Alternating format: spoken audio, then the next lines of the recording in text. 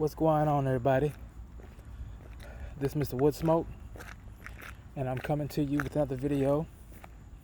And this video is going to be about, more scandalous behavior of things I used to get into, and it's more so going to be a, pretty much a help video on, on maybe someone is listening that is pretty much in this lifestyle or that's up and coming, and it doesn't need to be in the lifestyle that I used to live. I make no bones about how I used to get down. You know what I'm saying? I make no bones about that. I was a grimy dude, and I did grimy things. But whoever's looking at this video don't mean that you have to be a grimy dude. And also, too, there's nothing glorious about living a grimy lifestyle. A grimy lifestyle can lead to one or two things. A grimy lifestyle can lead to you, learning from your mistakes. Maybe taking some proverbial bruises, maybe even some physical bruises.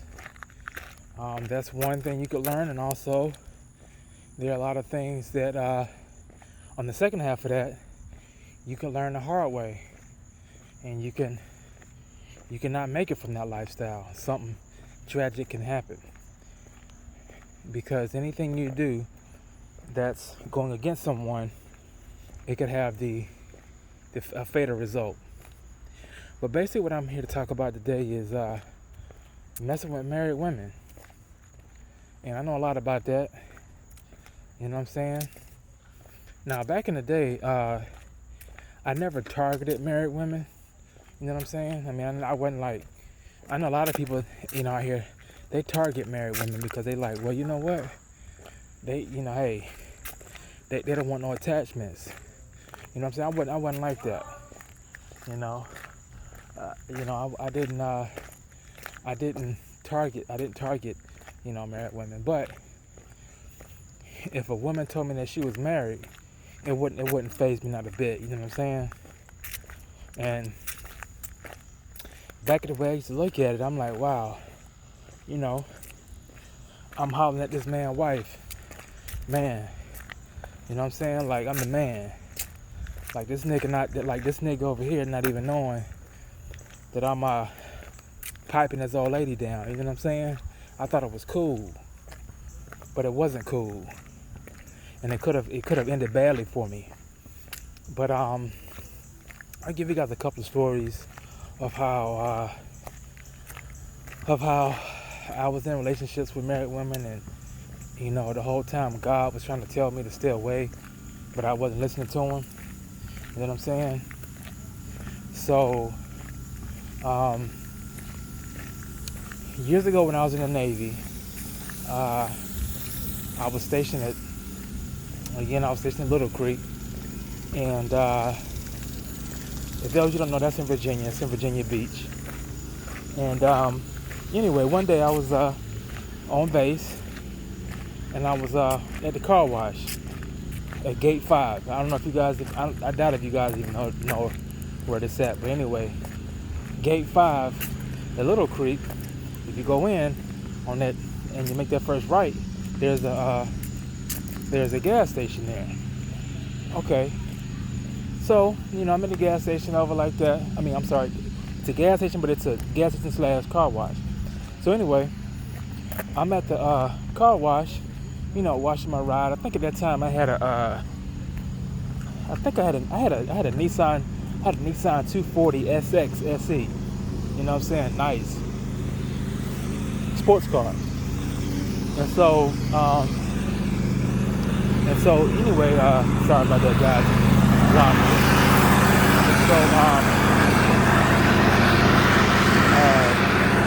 Anyway, I pulled up, washing my car, and I saw this chick pull up. Right, the chick pulls up in a white Corolla.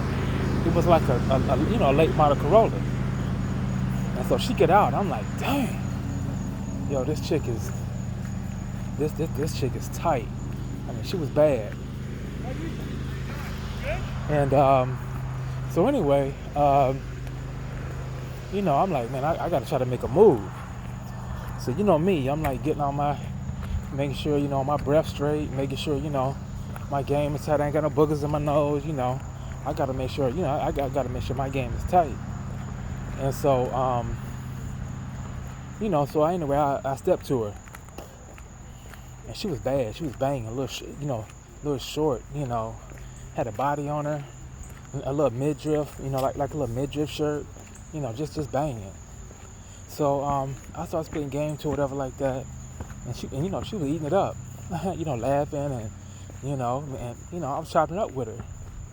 So and I noticed that she ain't had no wedding ring on. I'm like, oh, that's what's up. So anyway, so you already know what time that was. You already know what she was about.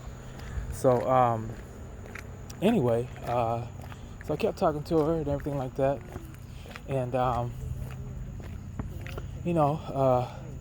her number, and she was like, okay. Later on, she was like, do you know where this place called Knickerbockers?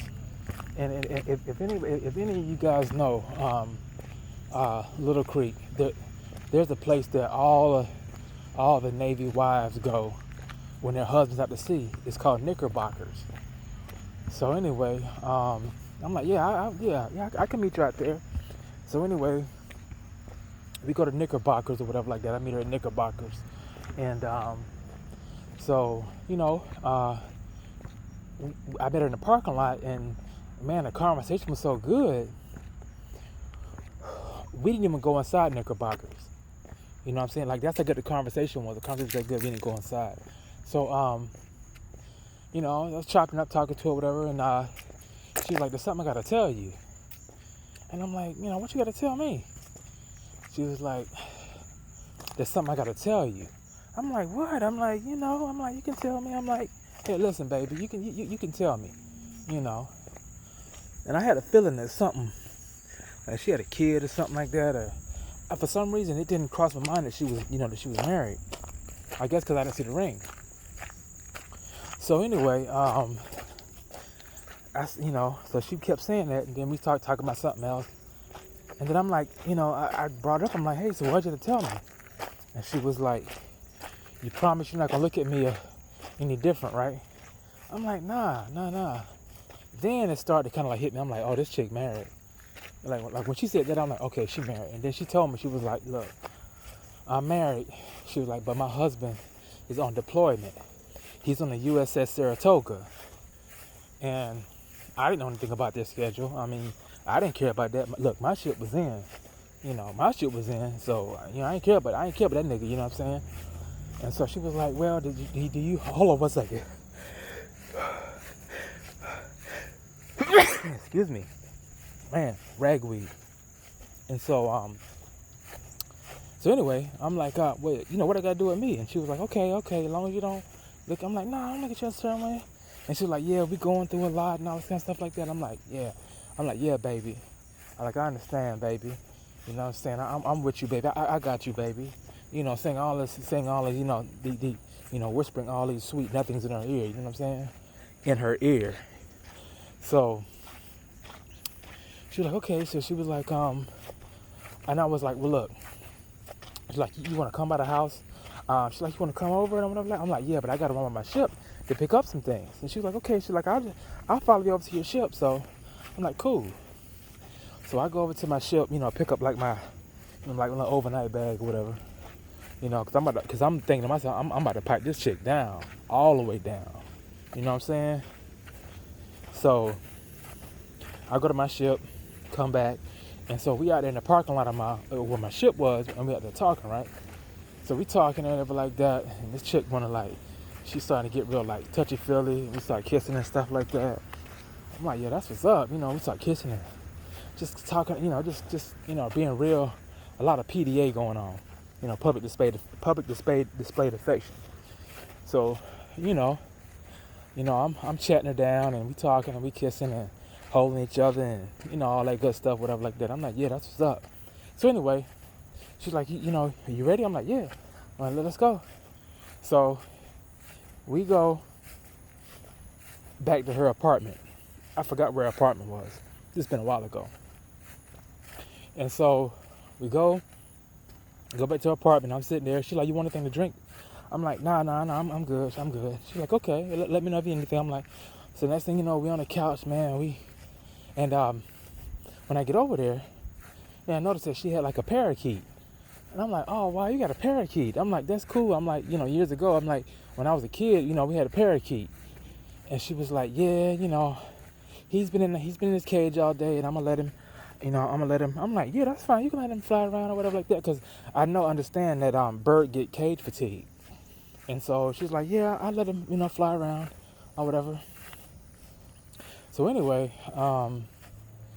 we in there, getting it on, getting, heavy kissing and heavy petting and all that stuff like that.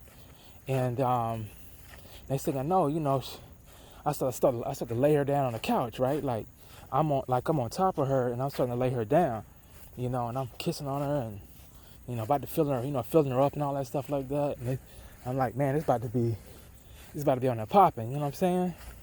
Next thing I know, man, her bird, the parakeet, he goes ballistic, and he starts to land on my back.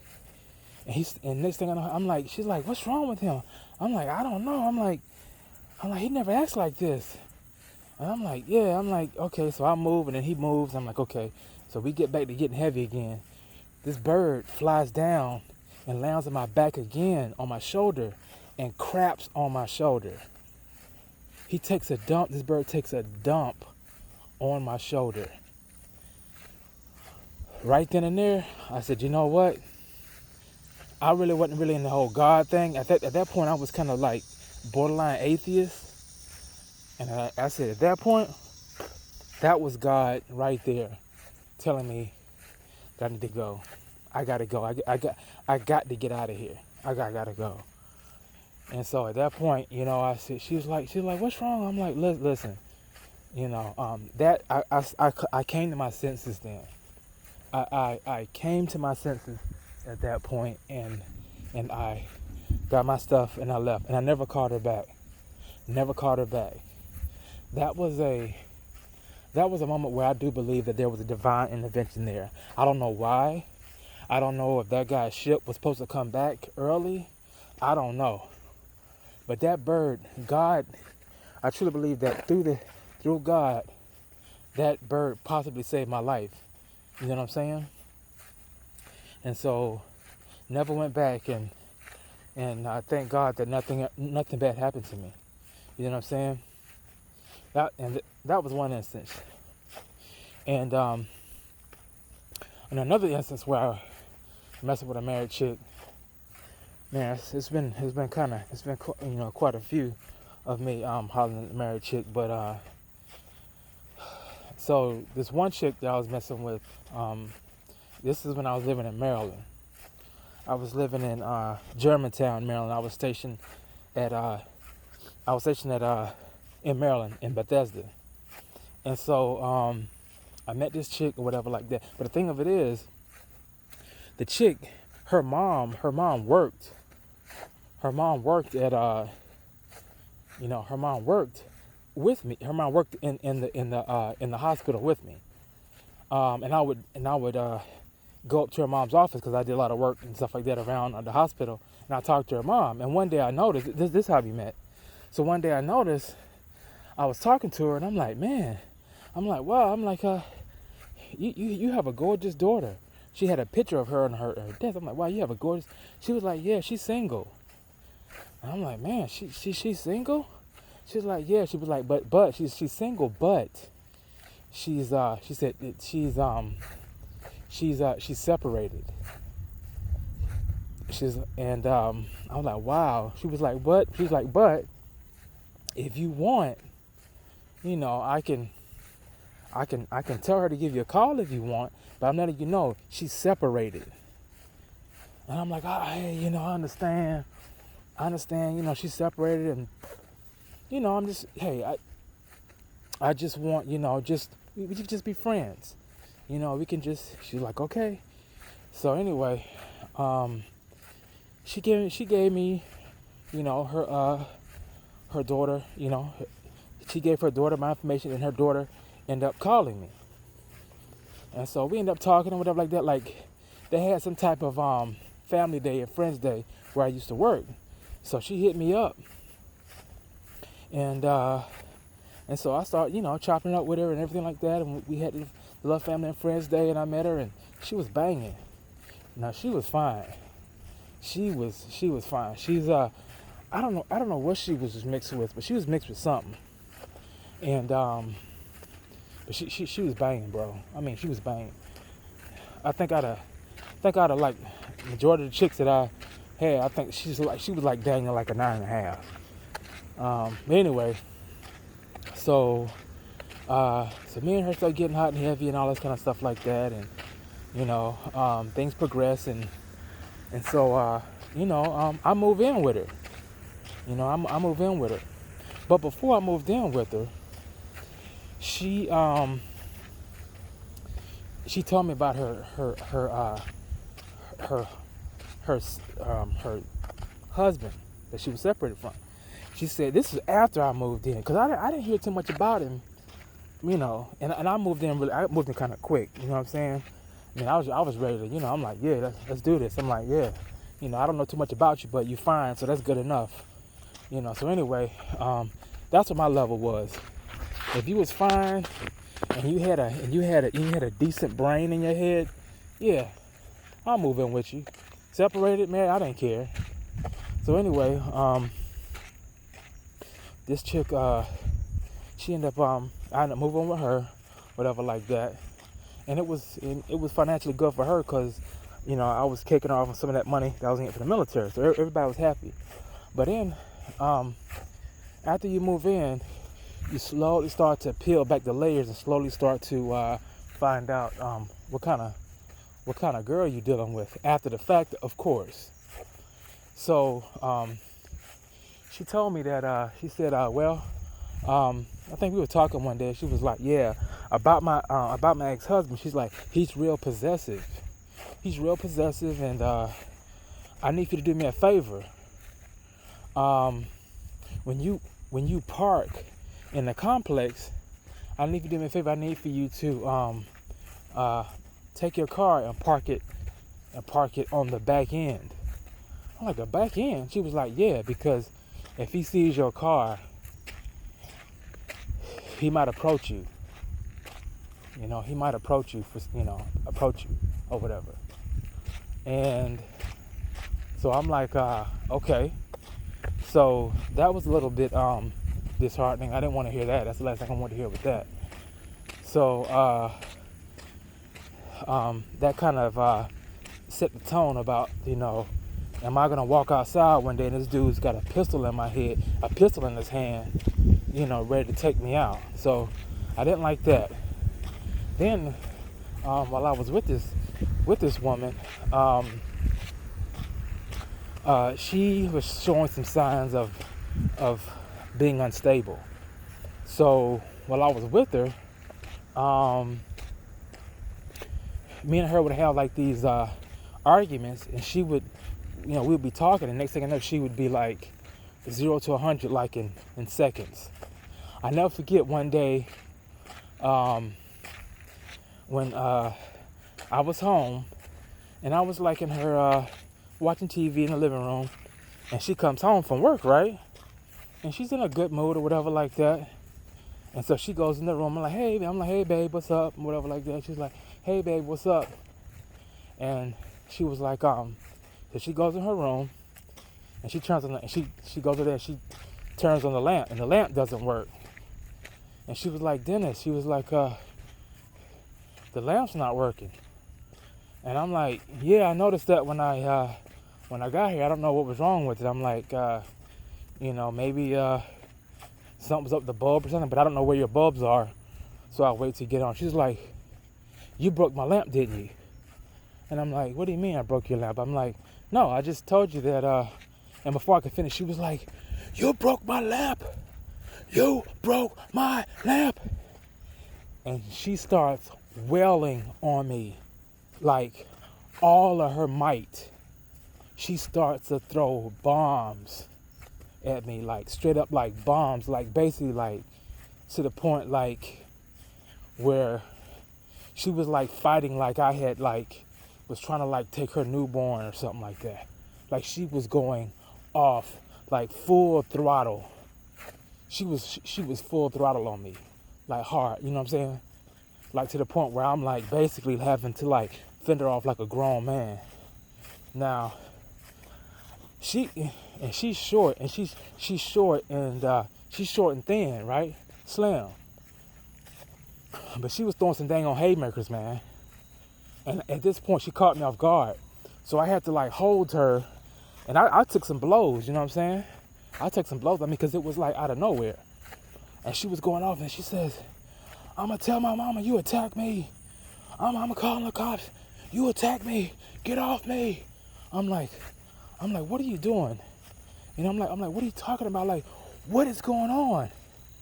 And so she calls her mom or whatever, and she was like, this guy just attacked me, and I don't know what I'm gonna do. He's attacking me. So anyway, her mom calms her down, diffuses the situation, and at this point I'm like, oh my God, this chick is literally insane. So their mom put me on the phone, and they're saying, look, we got to tell you something. And I'm like, you got to tell me something. And just like, but we'll tell you, And at this point now, the chick that I'm with, let's just call her R. Because her first name starts with R. But let's just call her Renee, okay? So anyway, Renee, now she's at the point where she's calmed down and she's like, "Oh, Dennis, I'm so sorry. I don't know what happened. Please forgive me," and all that stuff like that. And I'm like, oh my God, like, I gotta get out of here. So anyway,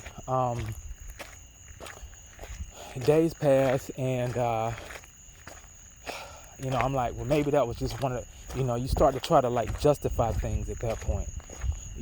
Sometimes people could be so fine, you could justify things than you would somebody else. You know what I'm saying? So anyway, days pass and things slowly kind of like get a little bit better. They slowly start to get a little bit better. And so anyway, things are progressing, and I'm like, okay, maybe that was just like an isolated incident, a fluke or whatever. So one day we go to this mall. It was at that time, it's no longer there no more, but it was called White Flint Mall on Rockville Pike in Maryland. So we go to White Flint Mall, and I never forget, like, the big thing out, the big shoe at that time was the Adidas Oswegos 2. And man, them things was fire.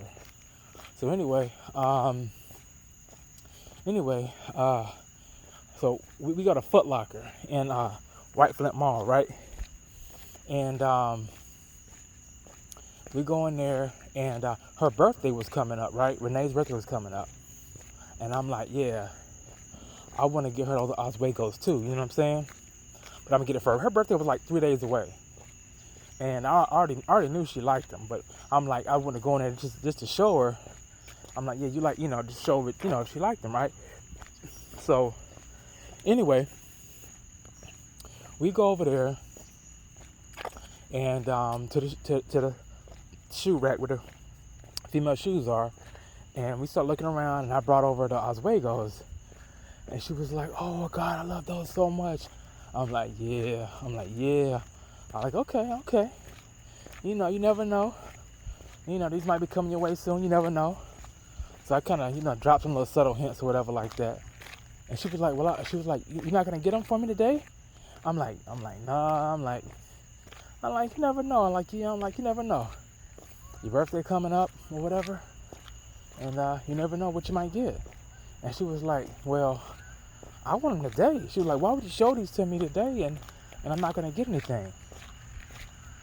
And so I'm like, yeah. But your birthday coming up, so it's just a couple of days, so just, you never know.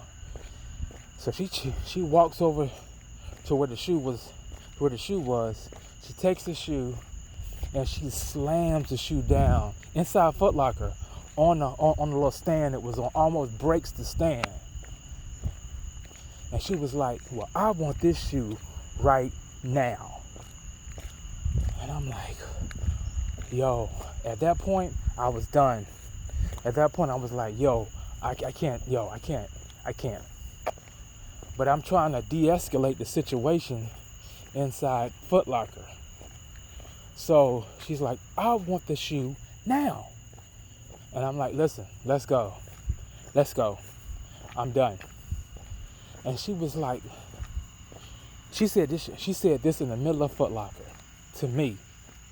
She said, you make that little money, you can't buy me these shoes, Dennis? You make that little money? The whole Foot Locker got quiet. At that point, I just walked out. Then when we get in the car, and I'm like, you know what? It's over. I'm done. She was like, why are you making a big deal over that?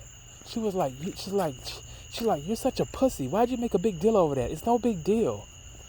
I'm like, wow. At that point, I knew I was in a bad situation. And the thing of it is that I had my stuff over there.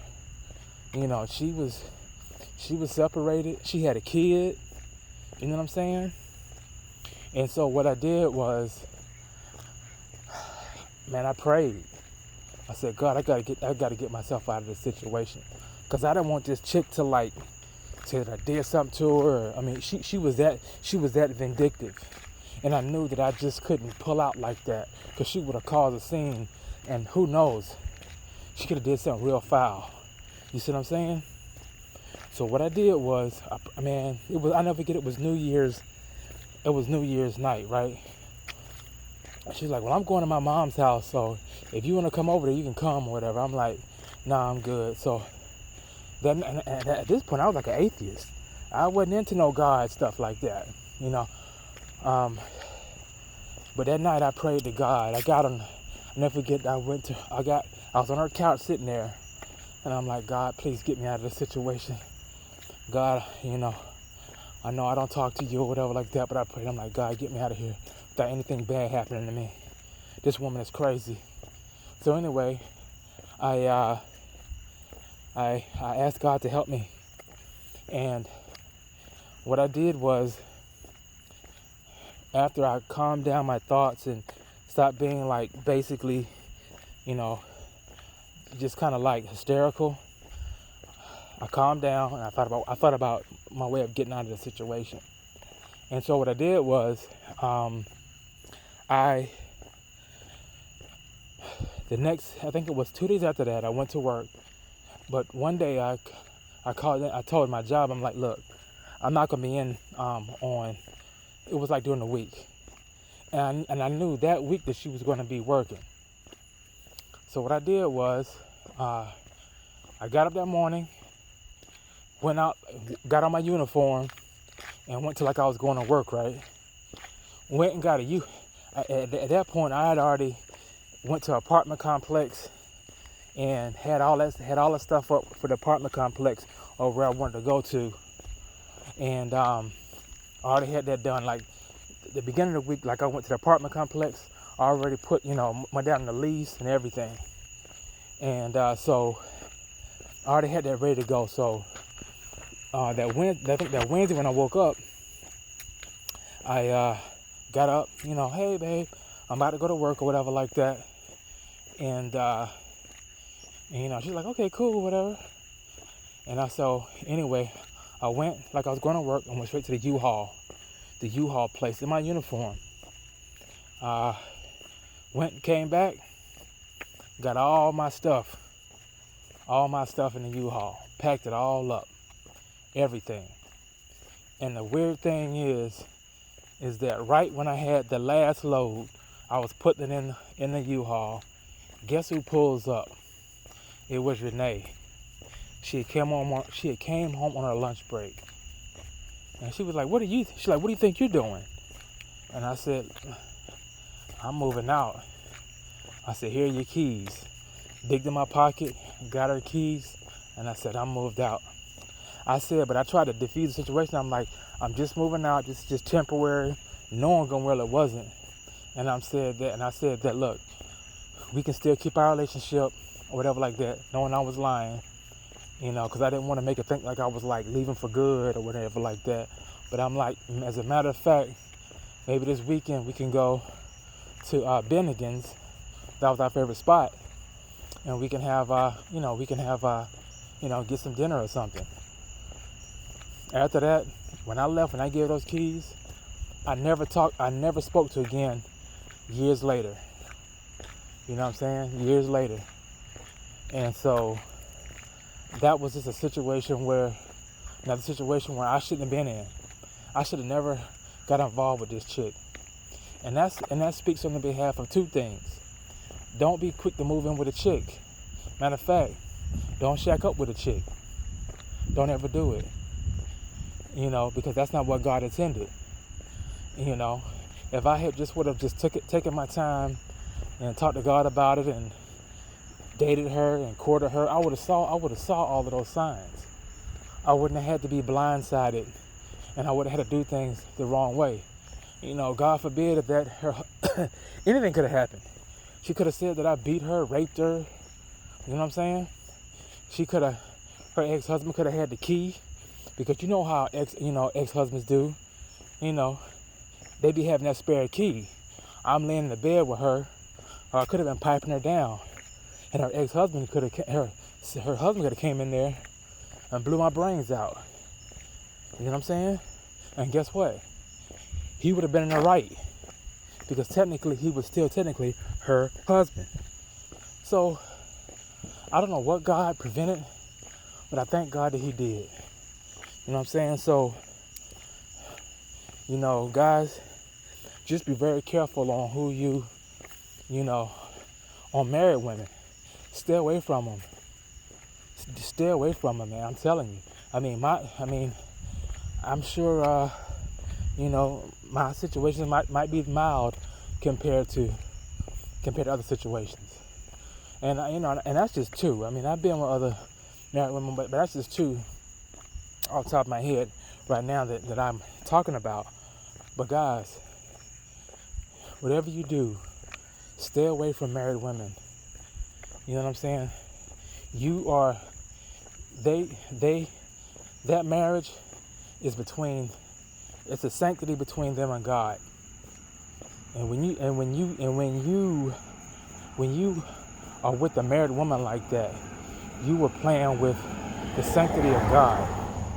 Now you might not care about the wife or the husband, but you got to be careful, because when you start playing with what God brought together, you pretty much taking your fate into your own hands.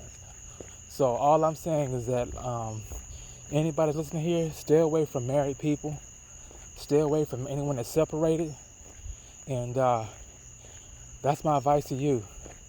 You don't have to take my advice. You can not take my advice, or you can take the consequences. Thanks.